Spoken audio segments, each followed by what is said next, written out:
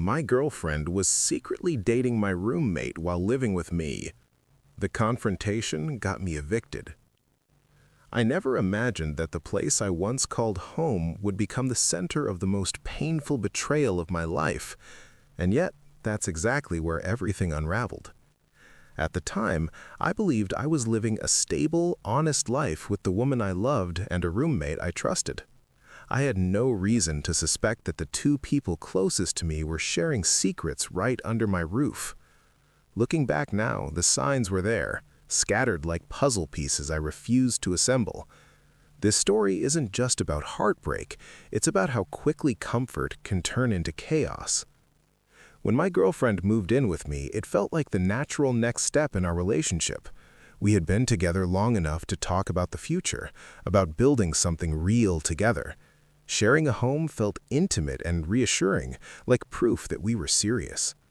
I worked long hours, but I always believed that what we had was solid. I trusted her completely, and I never thought that trust would be used against me. My roommate had been living with me before she moved in, and we had always gotten along fine. He wasn't my best friend, but we respected each other's space and handled bills responsibly. He kept to himself most of the time, and I never felt uneasy around him. When she moved in, I actually thought it was good that there would be someone around when I was at work. I had no idea that decision would end up costing me everything. At first, life together felt normal and comfortable. We cooked meals, watched shows late into the night, and talked about plans we hoped to make someday. I noticed that she and my roommate chatted occasionally, but I brushed it off as harmless. After all, we were all living under the same roof, so interaction was unavoidable. I never imagined those conversations were building something behind my back. Slowly, things began to feel different, though I couldn't quite explain why. She became more distant, spending more time on her phone and less time talking to me. When I asked how her day was, her answers felt short and rehearsed. I told myself I was overthinking, blaming stress and routine for the change. Love can make you blind, and I was proof of that. There were nights when I came home late and noticed the energy in the apartment felt strange. The TV would be on, but the room felt quiet in a way that didn't make sense. Sometimes they both seemed surprised when I walked in, like I had interrupted something. I laughed it off, telling myself it was nothing. Deep down, though, a small knot of unease started to form. I remember one evening when I overheard laughter coming from the kitchen. It wasn't loud or obvious, but it felt intimate in a way that made me pause. When I entered the room, they both stopped talking at the same time. She smiled at me quickly, while he suddenly became very interested in his phone. I told myself it was coincidence, but my chest felt tight. Over the next few weeks, those moments became more frequent. They seemed to know things about each other that I hadn't heard before. Private jokes appeared out of nowhere, jokes I wasn't part of. When I asked what was funny, I got vague answers or shrugged responses. I felt like an outsider in my own home. I tried to communicate with her, asking if something was bothering her. She insisted everything was fine and accused me of being paranoid. That response hurt more than I expected because it made me question my own instincts. I didn't want to be controlling or insecure, so I apologized and promised to give her space. Giving her space only seemed to push her further away. She started staying up later than usual, often after I went to bed. Some mornings I'd wake up and notice she wasn't beside me anymore. I assumed she couldn't sleep and went to the living room. I didn't know she was building a secret life while I slept. The breaking point came on a night I'll never forget. I had gotten off work early, something that almost never happened. I was excited to surprise her and maybe spend some quality time together. As I quietly unlocked the door, I noticed the apartment lights were dimmer than usual. That's when I heard voices coming from my roommate's room. At first, I told myself not to jump to conclusions. I stood there, frozen, listening to laughter that sounded far too familiar. My heart started pounding as I recognized her voice. Every step toward that door felt heavy, like my body was warning me to turn back, but I needed to know the truth. When I opened the door, the sight in front of me felt unreal. They were sitting close together, far closer than any roommates should be. The room went silent as they both looked at me, their faces filled with shock. Time seemed to slow down as everything finally made sense. In that moment, my worst fears became reality. I didn't yell right away, even though my chest felt like it was on fire. I asked one simple question, trying to keep my voice steady. Neither of them answered at first, and that silence said everything. She finally spoke, but her words were scattered and full of excuses. That's when I realized how long this had been going on. She admitted they had been seeing each other in secret while living with me. She said it started as talking, then turned into something more. My roommate avoided eye contact the entire time, which somehow made everything worse.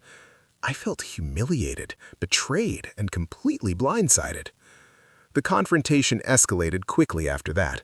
I demanded to know how they could do this in my own home. She accused me of being emotionally distant and blamed the situation on my work schedule. Hearing her justify the betrayal felt like another punch to the gut. I realized she had already rewritten the story in her head. My roommate finally spoke up, claiming that feelings just happened and that they hadn't planned for things to go this far. That explanation meant nothing to me. He was living under my roof, benefiting from my trust. The lack of remorse in his voice made my anger boil over. I told them both to leave the room immediately. Instead of apologizing, she became defensive. She said she had feelings for him and didn't want to hide anymore. Hearing that made something inside me snap. I told her that if she felt that way, she needed to leave. What I didn't expect was how quickly the situation would turn against me. The argument got loud enough that neighbors could probably hear. She accused me of creating a hostile environment.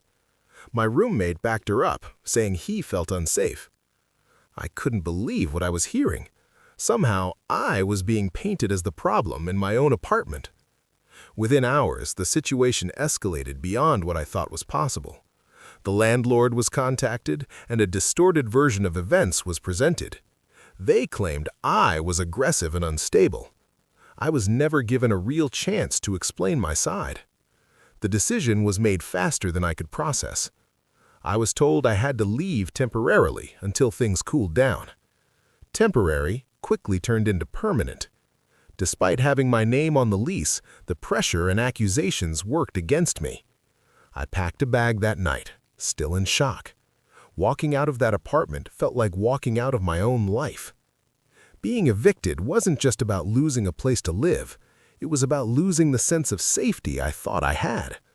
I stayed with a friend at first, replaying everything over and over in my head. I questioned every decision, every ignored sign. The betrayal felt heavier with each passing day.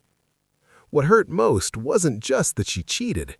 It was that she did it while living with me, sharing meals, sharing space, and pretending everything was normal. The level of deception cut deeper than I ever expected. Trust, once broken like that, doesn't heal easily. It leaves scars you don't see coming. Over time, the shock turned into clarity. I realized how manipulated the situation had been. I saw how I was gaslighted into doubting myself. I understood that their version of events was crafted to protect themselves. That realization didn't erase the pain, but it gave me perspective. I started rebuilding my life piece by piece. I focused on work, on stability, on creating distance from the chaos. Some nights were harder than others, filled with unanswered questions. But slowly, the anger began to fade. What remained was a lesson I'll never forget. I learned that betrayal often comes from the people you trust most. I learned that ignoring your instincts can cost you dearly. I learned that love without honesty is just an illusion. And most importantly, I learned that walking away, even when forced, can be the beginning of something better. Today, I'm in a much healthier place, both emotionally and mentally. I no longer carry the weight of that toxic environment. Losing that apartment felt like losing everything at the time, but in reality, it removed me from a situation that would have destroyed me further. If there's one thing I want anyone listening to this to remember, it's this. Pay attention to patterns, not excuses. Respect yourself enough to question what feels wrong, and never let anyone convince you that your pain isn't valid. What started as a story of betrayal and eviction ended up becoming a turning point in my life. It forced me to rebuild from the ground up. It taught me resilience I didn't know I had. Sometimes the worst endings create space for the best new beginnings. But just when I thought the worst part was over, reality proved me wrong once again. A few days after leaving the apartment, I received messages from mutual friends asking what had happened. That's when I realized a completely different story was being told about me. I was being portrayed as angry, controlling, and unstable. The betrayal didn't stop inside the apartment, it followed me outside. She had already spoken to people before I could even process what happened. According to her version, I was neglectful and emotionally unavailable. My roommate backed her story, presenting himself as someone who stepped in to comfort her. Hearing that made my stomach drop. It felt like my reputation was being destroyed piece by piece. I tried to defend myself, but explaining the truth felt exhausting. Some people believed me. Others stayed silent. A few even told me maybe I should have seen it coming. That hurt more than I expected. It felt like being punished for trusting the wrong people. I started to withdraw, unsure who was truly on my side. Then came the message that reopened everything I was trying to heal from. She texted me late one night, saying she wanted to talk. Against my better judgment, I agreed. Part of me hoped for closure, maybe even an apology. I didn't realize this conversation would make things worse before they got better. She told me she never meant for things to go this far. She said she was confused, overwhelmed, and felt trapped in the relationship. Hearing those words made my hands shake. I asked her why she didn't just leave instead of cheating. She had no real answer. When I asked if she felt any guilt, she went quiet. That silence was louder than any argument we had before. I realized she wasn't reaching out to apologize. She was reaching out to ease her own conscience. That's when I told her not to contact me again. After that conversation, something inside me finally shifted. The sadness turned into clarity. I stopped blaming myself for someone else's choices. I stopped replaying moments, wondering what I could have done differently. I accepted that betrayal says more about the betrayer than the betrayed. Weeks later, I heard through mutual friends that things between them weren't as perfect as they pretended. Trust issues had already started creeping into their relationship. Arguments became frequent. Accusations followed them just like they followed me. Karma didn't rush, but it didn't forget either. I didn't feel happy hearing that news, just validated. What they built on lies couldn't stand for long. I focused on rebuilding my own life instead of watching theirs fall apart. I found a new place, smaller but peaceful. For the first time in months, I could breathe.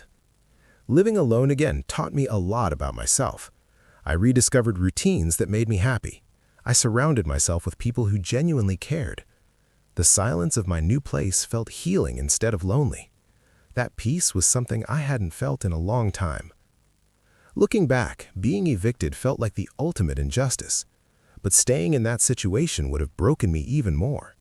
Sometimes life removes you from places not to punish you, but to protect you. I didn't lose a home, I escaped a lie. And that realization changed everything. Now, when I think about that chapter of my life, it no longer defines me. It taught me boundaries, self-respect, and the importance of listening to my instincts. I no longer chase closure from people who couldn't give honesty. Some endings don't need explanations. They just need acceptance. If you're listening to this and going through something similar, know this. Betrayal can make you feel powerless, but surviving it proves your strength. Losing people who hurt you is not a loss, it's a release. And sometimes, walking away is the bravest thing you can do.